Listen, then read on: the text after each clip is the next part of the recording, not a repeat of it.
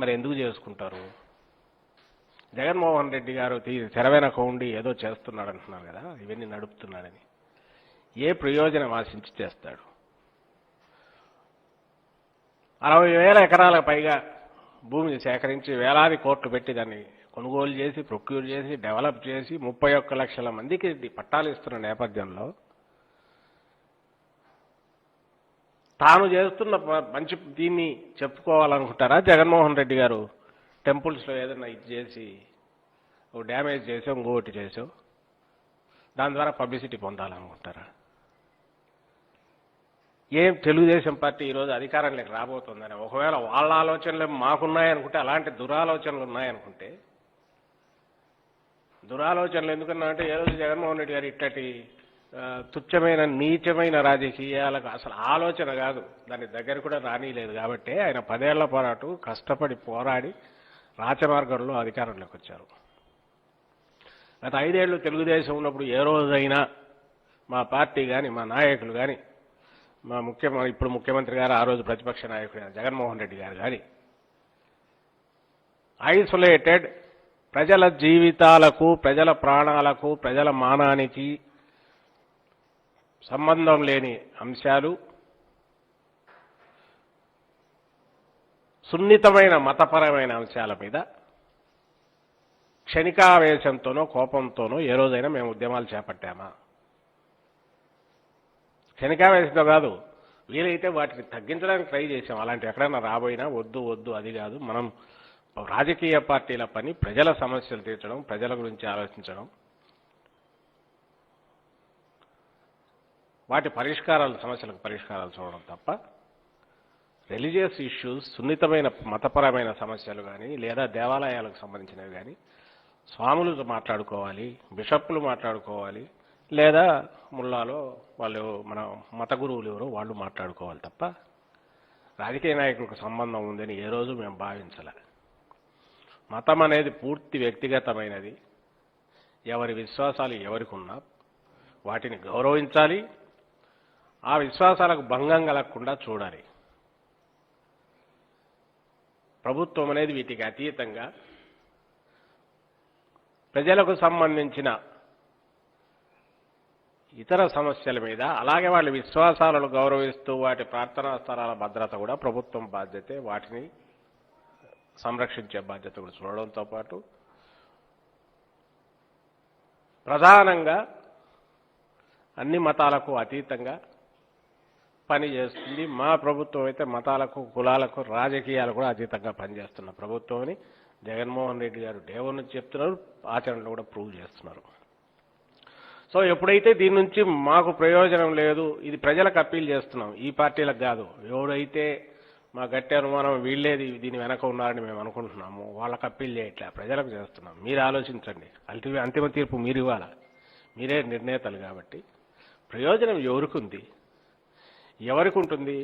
ఎవరైతే రాజకీయంగా దివాలా తీశారో, ఎవరైతే జనం చేతిలో ఆల్రెడీ ఘోరమైన అవమానానికి గురై ఓట్ల రూపంలో అసలు పూర్తి అడ్రస్ గల్లంతైన స్థితిలో ఉన్నారు, ఆ పార్టీ తెలుగుదేశం పార్టీకి ఒక పక్క, ఇంకో పక్క ఈ జగన్మోహన్ రెడ్డి గారు గతంలో ఎన్నడూ లేని విధంగా చరిత్రాత్మకమైన వీటిని నిర్ణయాలు, పథకాలు అమలు చేస్తున్న నిర్ణయాలు తీసుకుంటున్న నేపథ్యంలో ఇంకా మిగిలిన ఏకైక అస్త్రం కులాలతో అయిపోయి మతాలు కూడా స్టేజ్ దాటి ఇప్పుడు నేరుగా దేవుళ్ల మీదకి పోయి దాన్ని రాజకీయం చేయాలని చూస్తున్న పార్టీ అది. వాళ్లకు ఉండే అవకాశం ఉందని నేను గట్టిగా భావిస్తున్నాను. అలాగే మరో పార్టీ భారతీయ జనతా పార్టీ, ఈ రాష్ట్రంలో ఉనికి కోసం ప్రయత్నిస్తున్న పార్టీ. ముందు నుంచి మతం అనేది ఒక వాళ్ళ అజెండాలో ఒక పార్ట్ కాబట్టి దాన్ని తీసుకుని ఇచ్చేస్తుంటే ఈయన వైఖరి విచిత్రంగా ఉంది. ఏంటంటే చంద్రబాబు నాయుడు గారిది ఇంతకుముందు ఇంత లేదు, కానీ ఈరోజు మొత్తం విప్పేశారు. విప్పేసి మతం అనే దాని మీదనే ఎక్కువ పోతున్నారు. బహుశా అట్లన్నా బీజేపీ పైనుంచి ఏమైనా హక్కును చేర్చుకుంటారనుకుంటున్నారు, లేదా నెక్స్ట్ జతగట్టాలనే తన తాపత్రయంలో. ప్లస్ దీంతో 2 పనులు అవుతాయి, ప్రజల్లో జగన్మోహన్ రెడ్డి గారి మీద అనుమానాలు సృష్టించవచ్చు అని ఒక దీంతో నమ్మకంతో లేదా అత్యాశతో ఈ పనికి ఆయన చేస్తున్నారని మేము భావించాల్సి వస్తుంది. సరే, వాటి దీంట్లోకి ఎట్లా పోయినా కూడా ఒకటి, ఈ రెండు పార్టీలు కూడా ఒక పార్టీ అధికారం అని ఎప్పుడూ రుచి చూడని పార్టీనో, అధికారంలో బాధ్యతాయుతమైన అధికారంలో స్థానాల్లో లేని పార్టీనో ఏదో ఒక స్టాండ్ తీసుకుందంటే అర్థం చేసుకోవచ్చు. తెలుగుదేశం పార్టీ 18 నెలల క్రితం వరకు అధికారంలో ఉంది.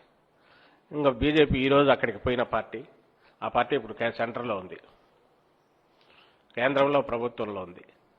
మరి ఆ పార్టీ చాలా రాష్ట్రాల్లో కూడా అధికారంలో ఉంది. మరి అక్కడ ఎట్లా చేస్తారో నాకు తెలియట్లే. రాత్రి ఎక్కడన్నా విగ్రహం ముక్కు ఇదైపోయో, చెయ్యి ఇదైపోయో ఎవరన్నా దుండగులు చేస్తే తెల్లవారుజామునకంతా కూడా పరిష్కరించిన దాఖలాలు ఎక్కడ ఉన్నాయో 4 ఇన్సిడెంట్లు వాళ్ళు చూపిస్తే అలాంటి కేసులు సాల్వ్ చేసింది.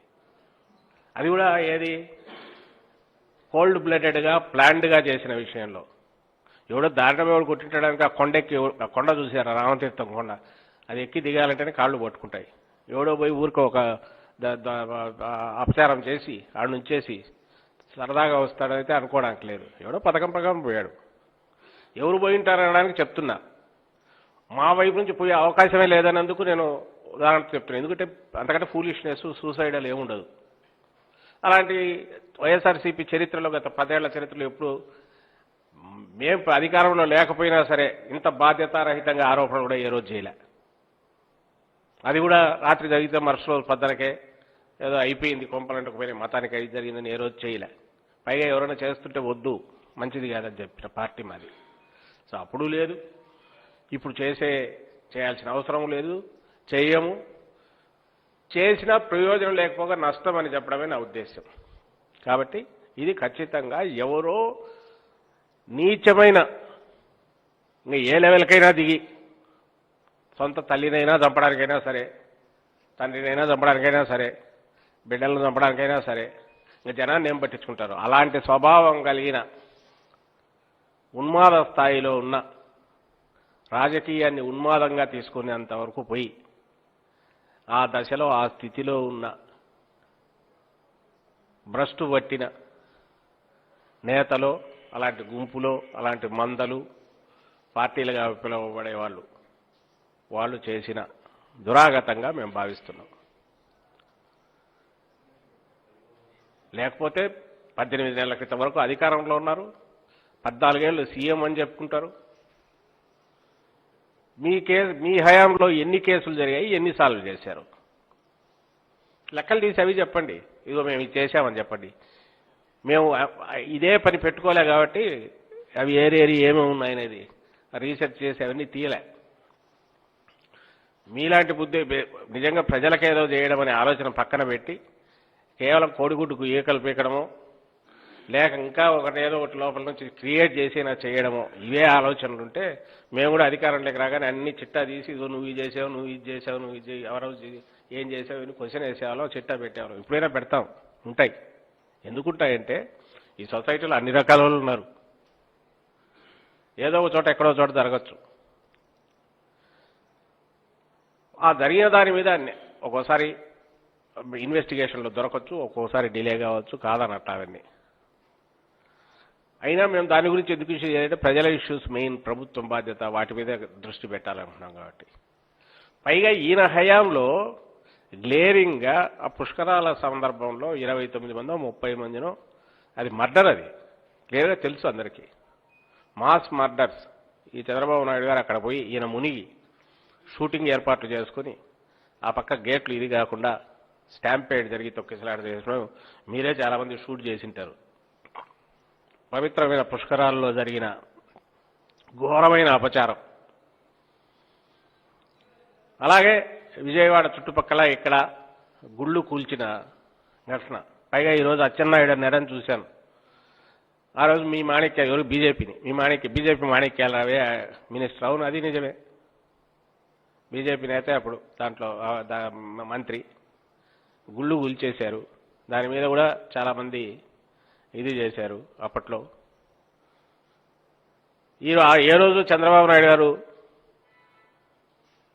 పవిత్రమైన ప్రదేశానికి పోయినప్పుడు షూ విప్పి గౌరవప్రదంగా, సంప్రదాయబద్ధంగా షూస్ లేకుండా చెప్పులు లేకుండా దేవుడి దగ్గర కానీ పూజా కార్యక్రమాలు కానీ పోయిన సందర్భం అయితే ఉన్నట్లే ఏ ఫోటో చూసినా వేసుకొని పోతున్నాం. సరే అదంటే ఆయనకు ఏదో ఫిజికల్గా ఉన్న దీనివల్ల అనుకోవచ్చు, ప్రాబ్లం వల్లనో దానివల్ల. కానీ అదే ఆ మాత్రం నేను అంటున్నావు ఫిజికల్గా ఉన్న ప్రాబ్లం ఏమో పోనీ పాపం అని, ఆయన అయితే అది కూడా ఇవ్వరు అనుకుంటా.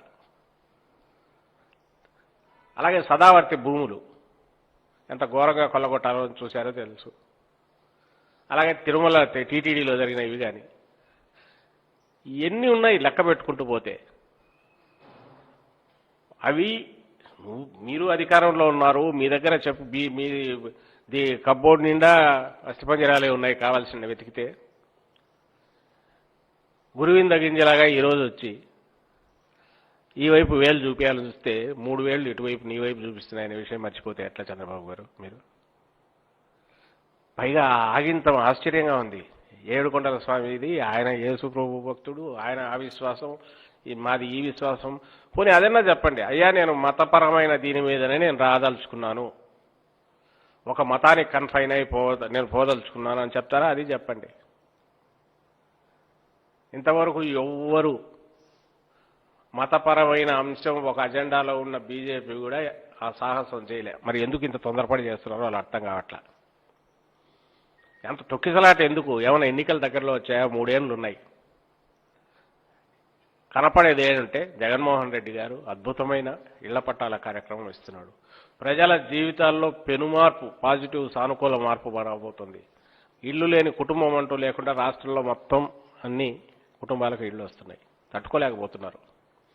అందుకే విపరీతమైన క్యాంపెయిన్ పెంచారు. ఆ ప్రాసెస్లో మీరు చేస్తున్న ద్రోహం, మీరు చేస్తున్న నష్టం రాష్ట్రానికి ప్రజలకు అంతా ఇంత కాదు, చాలా ఘోరమైన తప్పిదం చేస్తున్నారు. బహుశా ఏ భగవంతుడు, ఎవరు విశ్వసించే భగవంతుడు కూడా దాన్ని అయితే క్షమిస్తాడని అయితే మేము అనుకోవట్లే. పైగా ఆ ప్రాసెస్లో దేవుళ్ళకు అపచారం చేస్తున్నారు. ప్రజలకు చేసినారు, అయిపోయింది ఆ ప్రాసెస్ అయిపోయి ఇప్పుడు ఏకంగా దేవుళ్ళ దగ్గరికి పోతున్నారు. ఇది ఒక పార్ట్ అయితే మా అప్పీల్ ఒకటే, వీళ్ళు ఎవరైతే ఉన్నారో ఇప్పటికీ ఏమైనా వాళ్ళకు కొంచెం మేము బాధ్యతాయుతమైన దీంట్లో ఉన్నాం అనుకుంటే మా బాధ్యత కూడా ప్రజల పట్ల ఉంది అనుకుంటే సంయమనం పాటించమని విజ్ఞప్తి. ప్రభుత్వం అన్ని రకాల చర్యలు తీసుకుంటోంది. ఖచ్చితంగా దీని వెనక ఉన్న ముఠాను కూడా పట్టుకుంటుంది. ఎవరున్నారు, ఎక్కడ ప్లానింగ్ జరుగుతుంది కూడా దొరుకుతారు, దొరకకుండా అయితే పోరు. ఎందుకంటే వీళ్ళు చేసే వాటిలోనే చాలా తప్పిదాలు జరిగి ఎక్కడో చోట ఉన్నాయి. ఎవరు అనేది కూడా షార్ట్ లిస్ట్ చేసి చూస్తున్నారు. అండ్ ఇప్పుడు సిఐడి కూడా అప్పచెప్పారు. కమింగ్ డేస్లో అయితే బయటికి రాక తప్పదు, వస్తారు. కానీ ఒకసారి నష్టం జరిగితే ప్రజా జీవితానికి కానీ మన రాష్ట్రంలో మతపరమైన సామరస్యం ఎంతగా ఉందో తెలిసిన నేపథ్యంలో దానికి భంగం కలిగించే ఎలాంటివైనా సరే వాటివైతే లాంగ్ టర్మ్ ఇంపాక్ట్, ఆ గాయాలు పోవు ఇట్లే కదా తోసుకుంటూ పోతే. మీరే గాయం చేస్తున్నారు, గాయం చేసి ఆ గాయాన్ని చూపుతున్నారు, దాని మీద కారం పట్టిస్తున్నారు, మళ్ళీ దాన్ని ఏదో ఇది చేయాలని చూస్తున్నారు. కానీ అవి పోవు, పెద్దవి అవుతాయి. ఆ దీంట్లో మీరు కూడా మీరే నష్టపోతారనే విషయం గమనించాల్సిందిగా వాళ్ళని కోరుతున్నాం. ఖచ్చితంగా ఈరోజు జరిగిన ఇన్సిడెంట్లో నిన్న జరిగినవి, అక్కడ ఆ రోజు చంద్రబాబు గారు పోయినవి, వాటికి రామతీర్థం దగ్గరికి వెళ్ళారు. తర్వాత రాజమండ్రిలో జరిగింది, మళ్ళీ విజయవాడ, ఇప్పుడు సింగరాయకొండ అంటున్నారు. వీటన్నిటి దగ్గరికి ఎవరైనా పోవచ్చు. ప్రభుత్వం తరఫున ప్రభుత్వంలో ఉన్నాం కాబట్టి ప్రభుత్వం బాధ్యతగా ఇమ్మీడియట్ దాని మీద ఇన్వెస్టిగేషన్ చేయడమో, దానికి బాధ్యులు మా మంత్రులు ఎవరో వెళ్ళడమో, నాయకులు వెళ్ళడమో ఇవన్నీ జరుగుతూనే ఉంటాయి. అలాగే అపోజిషన్ వాళ్ళు కూడా వెళ్ళొచ్చు. కానీ ఉద్రేకాలు రెచ్చగొట్టే విధంగా పోవద్దనేది వాళ్ళకు మా విజ్ఞప్తి. ఎప్పుడైనా పోవచ్చు ఎక్కడికైనా. సోమ వీర్రాజు గారు పోవాలంటే పెద్ద ఇబ్బందా, చంద్రబాబు నాయుడు గారు ఒకరో ఇద్దరు పోవాలంటే పెద్ద ఇబ్బందా? కానీ వెళ్లే ముందు ఏం కారణం, ఏం చేస్తున్నాము, దీనివల్ల మేము రెచ్చిపోయే అవకాశం ఉందా, పొలిటికల్ దీన్ని ఎక్కడికో దారి తీస్తుందని వాళ్ళు ఆలోచించాలా. అలాగే ఆ తర్వాత మాట్లాడే సందర్భంలో ఏం మాట్లాడుతున్నాము. ఇప్పుడు చంద్రబాబు నాయుడు గారు క్రిస్టియన్లు ఓట్లు వేసిందరా? క్రిస్టియన్లు ఓట్లు వేయకుండానే అయినారా? ముస్లింలు ఓట్లు వేయకుండానే ఆయన అయ్యారా? బీజేపీ వాళ్ళు అవుతారా? జగన్మోహన్ రెడ్డి గారు అవుతారా? హిందువులు వేయకుండా ఇంకొకరు అవుతారా? అందరూ వేస్తేనే అవుతారు. మరి ఆయన వద్దనుకుంటున్నాడేమో, ఇంక అధికారంలోకి వచ్చే ఆలోచన లేదో, లేదా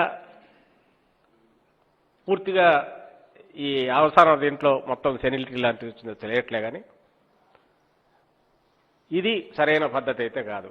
తర్వాత మతపరమైన స్వాములు, పీఠాధిపతులు కూడా మాట్లాడుతున్నారు.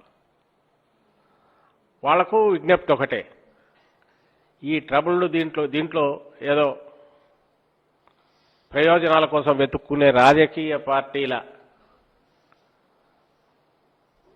వారి ఉపన్యాసాలకో వారి హెచ్చరికలో మీరు కూడా ఇదైపోయి ఆ ప్రభావానికి లోను కావద్దనేది మా విజ్ఞప్తి. ఖచ్చితంగా ఈ ఇన్సిడెంట్స్ నిజంగా ఎక్కడో ఎవరో ఉన్మాది ఎవడో పిచ్చివాడు ఎవడో చేసిండాలి, లేకపోతే క్యాల్కులేటెడ్గా చేసిన వాళ్ళు ఉండాలి. ఇది రెండవది, ఇది డెలిబరేట్ కోల్డ్ బ్లడెడ్ ఒక పథకం ప్రకారం చేసినవేనే ఇది క్లియర్గా కనిపిస్తుంది. కాబట్టి ఆ మోటివ్స్ ఎవరికి ఉండే అవకాశం ఉంది, ఎవరు దాని మీద చేస్తున్నారో గొడవ చేస్తున్నారో వాళ్ళకే ఎందుకున్నాయనేది మేము ఎక్స్ప్లెయిన్ చేస్తున్నాం. కాబట్టి అట్లీస్ట్ స్వాములు మఠాధిపతులు పీఠాధిపతులు అయినా అందరికీ సంయమనంగా ఉండమని విజ్ఞప్తి చేసి ప్రభుత్వానికి సహకరించి సూచనలుంటే తప్పకుండా చేయొచ్చు, ఖచ్చితంగా ఫాలో అవుతారు. కానీ రాత్రి జరిగితే పొద్దున్నే ఎందుకు పట్టుకోలేకపోయారు ప్రభుత్వ వైఫల్యం అంటే అందులో కూడా రాజకీయం ఉందని అనుకోవాలి. మళ్ళీ మాకు లేదంటే కుదరదు. అలాగే జీఆర్ స్వామి ఆయన మాట్లాడుతూ ఇంతకుముందు అన్నారు, ఎవరు చేశానది అప్రస్తుతం అని. ఎవరు చేశారనేది ప్రస్తుతం, అప్రస్తుతం ఎట్లా అవుతుంది? అక్కడ ఎవరు చేస్తారు? నగల కోసం ఎవడో చేశారంటే అర్థం ఉంటుంది.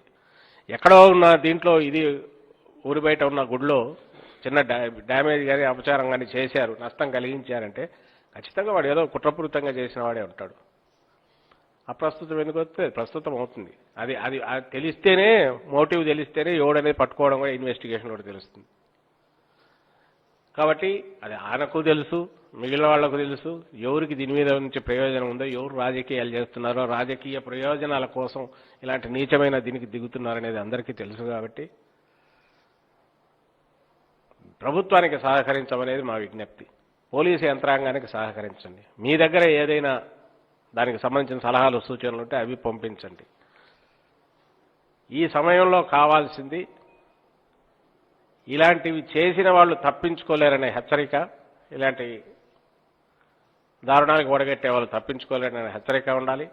వాళ్ళను పట్టుకోవాలి. ఫ్యూచర్లో ఎవడు చేయాలన్నా భయపడేట్టు శిక్షలు ఉండాలి. ఈ 2-3 అయితే ప్రభుత్వం గ్యారెంటీ చేస్తుంది, పట్టుకుంటుంది. ఖచ్చితంగా ఇంకొకసారి ఎవడు ఇలాంటి ఆలోచన చేయడానికి కూడా అవకాశం లేకుండా చర్యలు కూడా ఉంటాయి, అందులో డౌట్ లేదు. అయితే ఈలోగా ప్రజలందరికీ కూడా విజ్ఞప్తి చేస్తున్నాం. మీరు అందరూ గమనించుంటారు, కొంచెం ఏజ్ వాళ్ళు అయితే 80s 90s అప్పట్లో కూడా ఈ దారి దోపిడీలో అవి జరిగేవి. ఇప్పుడైతే అసలు అన్ని రకాలుగా అవన్నీ లేవు, అప్పట్లో జరిగేవి. ఎక్కడైనా ఐసోలేటెడ్ హౌసెస్ ఉంటే రాత్రిపూట ముఠాలు అటాక్ చేసి ఇది చేసిన సందర్భాలు ఉన్నాయి.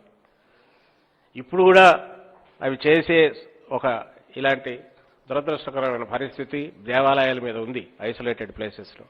కాబట్టి ప్రతి ఊర్లో కూడా పెద్దలు ఎవరైనా ఉంటే పెద్దలు, అధికారులు అందరూ కలిసి ఒక యువకులు వాళ్ళు గస్తీల్లాగా రాత్రిపూట తిరిగైనా సరే కొద్ది రోజుల పాటు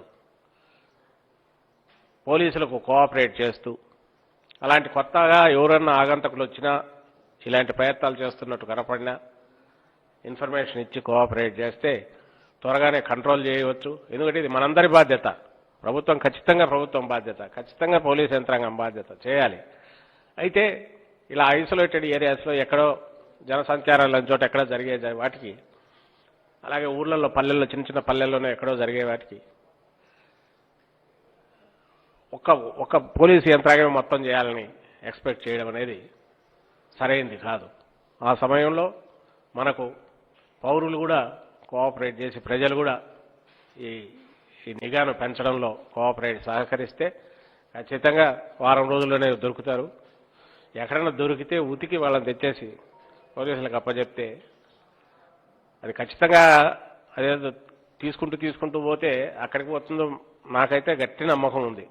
ఎక్కడికి పోతుంది అనేది కరెక్ట్ వాళ్ళ టీడీపీ వాళ్ళ దీనికే పోతుంది, లేదా వాళ్ళ వెనకుండా అలాంటి శక్తుల దగ్గరికి పోతుంది. లేకుంటే మతాన్ని నమ్ముకున్న శక్తుల దగ్గరికి పోతుంది. సో దాంట్లో సహకరించాల్సిందిగా ప్రజలకు విజ్ఞప్తి చేస్తాం. విఘ్నులైన మిగిలిన వాళ్ళందరికీ కూడా, సామాజిక స్పృహ ఉండే వాళ్ళందరికీ కూడా చెప్పేది, మతాన్ని సపరేట్ చేయమనే ఒక మన వీటి నుంచి, రాజకీయం నుంచి మతం సపరేట్ చేయాల్సిన అవసరం ఉంది. ప్రజలు సుఖ సంతోషాలతో ఉండాలంటే ప్రజలకు సంబంధించిన రోజువారీ సమస్యలు, లేకపోతే వాళ్ళ జీవితాలకు సంబంధించిన సమస్యలు అవి తీర్చాలి. ఆధ్యాత్మిక దీనికి సంబంధించిన తీర్చడానికి ఆధ్యాత్మిక గురువులు ఉన్నారు. ఆలయాల పవిత్రతను కాపాడాలి, ఎట్లా కాపాడాలో వాళ్ళు చెప్తారు. ప్రభుత్వం వాటికి పూర్తిగా గౌరవం ఇస్తుంది. మధ్యలో దీన్ని సెన్సిటివ్ ఇష్యూను రాజకీయం చేయాలనుకునే వాళ్లకు తగిన పాఠం చెప్పడం కోసం ప్రజలందరూ కూడా సహకరించాలని మేము కోరుతూ సెలవు తీసుకుంటున్నాం. Thank you.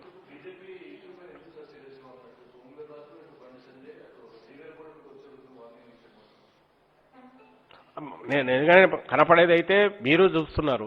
రాత్రి జరిగి పొద్దున లేగానే 2-3 రోజుల్లో ఏదో ఒక రకమైన ఊహించని సంక్షోభం వచ్చినట్టు వాళ్ళు క్రియేట్ చేస్తున్నది చూస్తే వాళ్ళకు తెలంగాణలో మొన్న 4 డివిజన్లు కొన్ని గెలిచి ఇది వచ్చేసి అక్కడ దుబాక ఎలక్షన్, దాని తర్వాత ఆంధ్రప్రదేశ్లో పొలిటికల్గా రావడానికి వాళ్ళు ఎంచుకున్న దారి ఏమో ఇదేనే అనిపిస్తుంది నాకు వచ్చేసి. నిజంగానే అచ్చెన్నాయుడు ఏ ఉద్దేశంతో అన్నారో ఆయన తెలియదు కానీ అప్పుడు మాణిక్యాలరావు ఉన్నాడు గుళ్ళు కూల్చినప్పుడు, ఇది మన విజయవాడలో గుళ్ళు కూల్చినప్పుడు ఈ క్యాబినెట్లో, చంద్రబాబు గారి క్యాబినెట్లో. సో వాళ్ళకే తెలియాలి నిజంగా పోనీ మతమే దీనిగా నడపాలనుకుంటున్నారు రాజకీయం అనేది వాళ్ళు కూడా తెలుసుకోవాలి, వాళ్ళు కూడా చెప్పాలి, జనానికి చెప్పాలి. మాకు వాళ్ళ దానికంటే నేను ముందే చెప్పినట్టు వాళ్ళ అజెండాలో అది ఒక అంశం, హిందూ మతం అనేది ముందు నుంచి ఉంది. కానీ ఈయన రోజుకు 4 మడతలేసే చంద్రబాబు నాయుడు గారు ఇప్పుడు ఉన్నటువంటి హిందూ మతం గురించి ఎక్కువ మాట్లాడుతున్నాం. అంటే ఇప్పుడు పోయేది ఏం లేదు, ఒక రోజు 4 రోజులు ఇది నడుపుదాం అనుకున్నారో, లైమ్ లైట్లో ఉండాలనుకున్నారో తెలియదు కానీ, లేదంటే బీజేపీతో ఇది కావడానికి. సో ఆయనది ఎక్కువ చేస్తున్న విషయం కనపడుతుంది. బీజేపీ దీనికి సంబంధించినంత వరకు అయితే బహుశా వాళ్ళు కూడా ఏపీలో ఎంటర్ కావడానికి ఇది ఒక దారి వేసుకోవచ్చని వాళ్ళు భావిస్తున్నారేమో, ఆ భ్రమలో ఉన్నారేమో తెలియదు.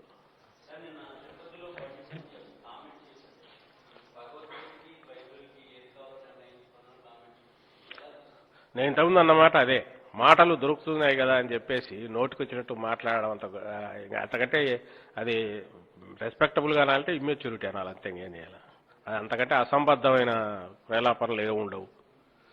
అసలు ఉన్నాయి కదా, రైమ్ కుదిరింది అని చెప్పి 2 వేయడము, ఏదో వార్డు స్థాయి రాజకీయం చేసేవాళ్ళు అట్లా మాట్లాడతారు తప్ప. తిరుమల కొండ పవిత్రతను కాపాడింది ఎవరు? రాజశేఖర రెడ్డి గారు కాదా? అర్చకులకు సంబంధించి వాళ్ళ ప్రయోజనాలు ప్రొటెక్ట్ చేసి వాళ్ళకు మళ్ళీ జీవితం ప్రసాదించింది రాజశేఖర రెడ్డి గారు కదా? ఈయన తండ్రి గారు జగన్మోహన్ రెడ్డి గారు తండ్రి గారు కాదా? వీళ్ళవి ఆతృత చూస్తుంటేనే అనుమానాలు ఎక్కువ అవుతున్నాయి. అంత ఆతృతగా ఏదో ఒక అఘాయిత్యం జరిగిపోయినట్టు వాళ్ళు మాట్లాడుతున్న మాటలతోనే అనుమానం వస్తుంది. బండి సంజయ్ అనే ఆయన మాట్లాడింది కూడా అలాగే ఉన్నాయి, ఆ కోవలోనే ఉన్నాయి.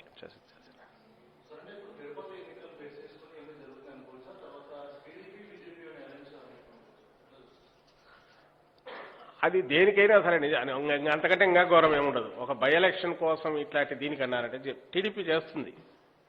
మీరు గమనిస్తే నంద్యాల బై ఎలక్షన్లో కూడా చేశారు. అప్పటికి స్టిల్ టీడీపీ అక్కడ పార్ట్నర్గా ఉంది బీజేపీలో, ఎన్డీఏ దాంట్లో. ఇక్కడ వీళ్ళ గవర్నమెంట్లో బీజేపీ ఉంది. అయినా సరే ఎవడో రిపబ్లిక్ అనే దేంట్లో రాయించి పద్దలు వేస్తేనే పాంప్లెట్ వేసి వేసినారు. జగన్మోహన్ రెడ్డి బీజేపీ ఓటు అవుతున్నారు అని ఎక్కడ ముస్లిం ఏరియాస్లో పంచారు. సో షార్ట్ కట్లో, అత్యంత షార్ట్ కట్, ఎక్కడ గోడ పగలగొట్టుకుని దూరాలా, ఎక్కడ ఏం చేయాలనే అలాంటి అత్యంత నికృష్టమైన ఆలోచన చేయడంలో టీడీపీ ఎప్పుడూ ముందు ఉంది. ఇప్పుడు కూడా అలాంటి చేయొచ్చు.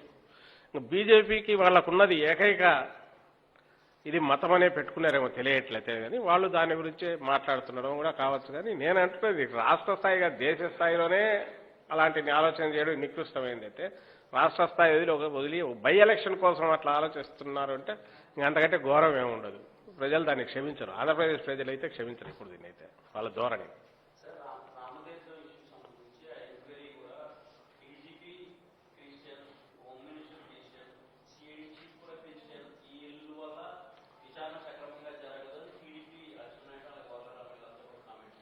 అదే చెప్తున్నాను కదా, వాళ్ళు కులాల పరంగా చూడడం మొదలు పెడితే ఆయన ఉన్నప్పుడు ఇదే గౌతమ్ సవాంగ్ గారు విజయవాడ కమిషనర్గా చేశారు. అట్లాంటి జాతీయ స్థాయిలో అబ్దుల్ కలాం గారు మరి ఆయన మైనారిటీ ముస్లిం ఆయన అధ్యక్షుడిగా చేశారు. మతాలను వ్యక్తుల మత విశ్వాసాలను బట్టి అడ్మినిస్ట్రేషన్లు దానికి అప్లై చేస్తున్నారంటే వాళ్ళకు ఉన్మాదం అన్నా ఎక్కిండాలా లేదా అంతకంటే ఏ లెవెల్కైనా దిగజారి రాజకీయం చేయొచ్చు అనే ఒక దీనికైనా వాళ్ళు వచ్చిండాలి తప్ప అది మెచ్యూర్డ్ రాజకీయం చేసేవాళ్ళు కాదు. సాధారణంగా ప్రజల గురించి పట్టించుకునే వాళ్ళు అయితే అంత నీచమైన దీనికి పోరు. వాళ్ళు ఆ ప్రయత్నం చేయడమే ఇది కనిపిస్తుంది దీంట్లో ఈరోజు మాట్లాడిన మాటల్లో కూడా.